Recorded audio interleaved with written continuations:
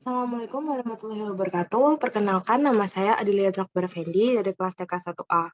Di sini saya akan melakukan percobaan tentang penguat simetri komplementer. Di sini terdapat dua rangkaian. Yang pertama adalah rangkaian percobaan simetri komplementer kelas B, dan rangkaian yang kedua adalah rangkaian percobaan simetri komplementer kelas AB. Kedua rangkaian ini sudah saya buat di aplikasi Proteus.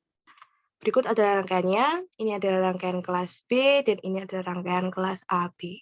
Kemudian akan saya run, tetapi saya belum mengatur phasing-nya. Kita lihat gelombang yang terbentuk seperti apa. Nah, berikut adalah gelombang yang terbentuk. Belum terbentuk gelombang karena kita belum mengatur phasing-nya.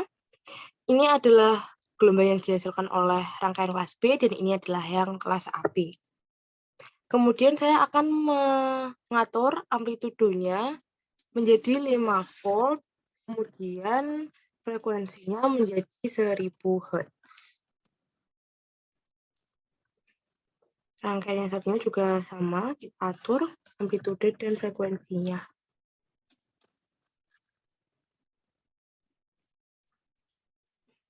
Kemudian akan saya run lagi. Nah, berikut adalah gelombang yang terbentuk. Di sini dapat dilihat terjadi kerusakan atau kecacatan gelombang yang dapat disebut dengan crossover distortion. Hal ini terjadi karena salah satu output stage padam dan satunya lagi atau sisi lainnya menyala. Kemudian saya akan mengganti amplitudenya menjadi 10 volt.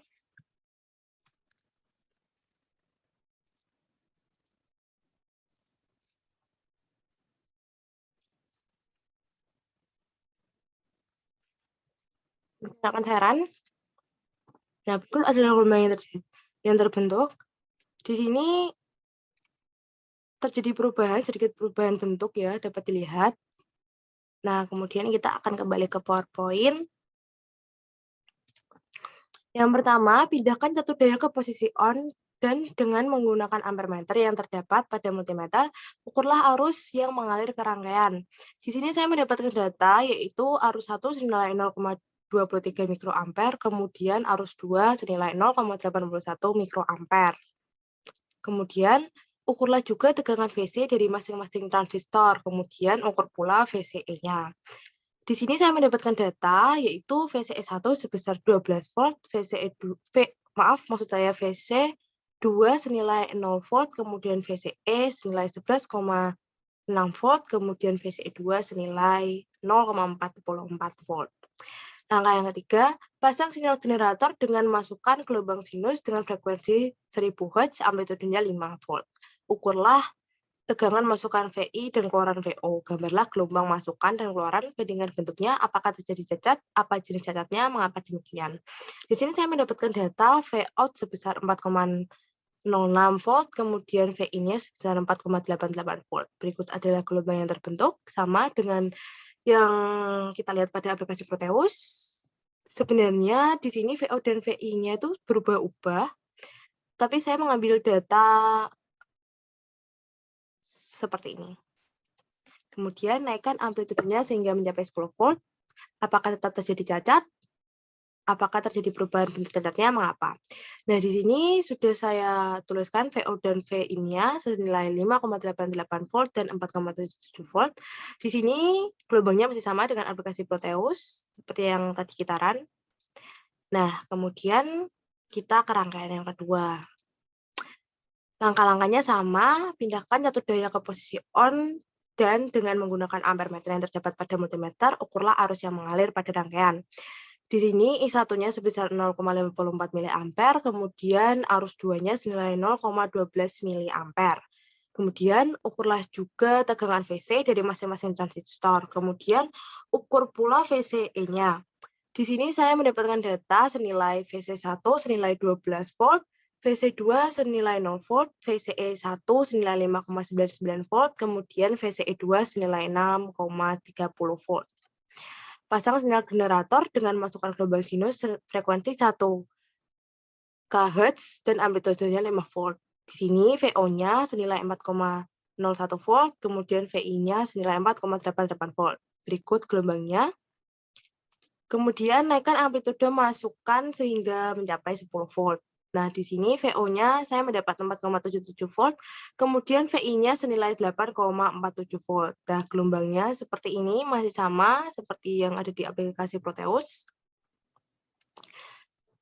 Kemudian, naikkan amplitude masukan sehingga terjadi catat terpotong pada pencak-pencak gelombang. Turunkan sedikit dan catat besarnya tegangan masukan dan keluaran maksimum yang tidak terjadi catat. Hitung penguatan tegangannya. Di sini keluaran yang tidak mengalami cacat, VIN-nya senilai 3,60 volt, kemudian Vout-nya senilai 2,68 volt. Nah, terjadi penguatan senilai 0,74 kali, kemudian dalam bentuk dB senilai min 2,56 dB. Kemudian bandingkan gelombang masukan dan keluaran dan ukurlah beda pasanya. Beda pasa ketika gelombang tidak terjadi cacat yaitu sebesar 0 derajat atau 360 derajat. Kemudian kita ke tugas. Jika rangkaian percobaan simetri komplementer kelas AB tidak menggunakan dioda sebagai bias, maka hitunglah berapa nilai resistor yang harus dipasang. Dari rangkaian yang tadi, rangkaian tersebut dapat kita ganti dioda dengan resistor dengan nilai senilai 3.186 ohm. Kemudian kita ke pertanyaan. Pertanyaan pertama, mengacu pada gambar rangkaian percobaan, apa konfigurasi dari penguat simetri komplementer tersebut? CE, CB, atau CC? Konfigurasi dasar dari tiap penguat transistor dalam power amplifier simetri komplementer adalah common collector atau CC, atau emitter follower. Karena sinyal output diambil dari kaki emitor. Dengan demikian, penguatan tegangan AV dari penguat tersebut kurang lebih adalah 1 atau tidak menguatkan, sedangkan fasa sinyal input dan output adalah sama atau tidak berlawanan. Kemudian, apabila diberikan input sinus, transistor yang mana yang menguatkan bagian positif dan transistor mana yang menguatkan bagian negatifnya? Jika diberikan input sinus, maka transistor 2N3904 sebagai penguat sinyal positif, sedangkan transistor 2N3906 sebagai penguat sinyal negatif. Kemudian hitung daya yang disipasikan transistor pada saat tanpa sinyal. Berikut adalah dayanya senilai 5,64 watt. Kemudian berapa penguatan daya penguat? Bagaimana cara mengukurnya? Nah, berikut adalah langkah-langkahnya atau urutannya. Nah, terjadi penguatan senilai 19,48. Cara mengukurnya yaitu dengan menghitung penguatan yang sedang didapatkan dan mengalihkannya dengan nilai tahanan input dibagi dengan RL.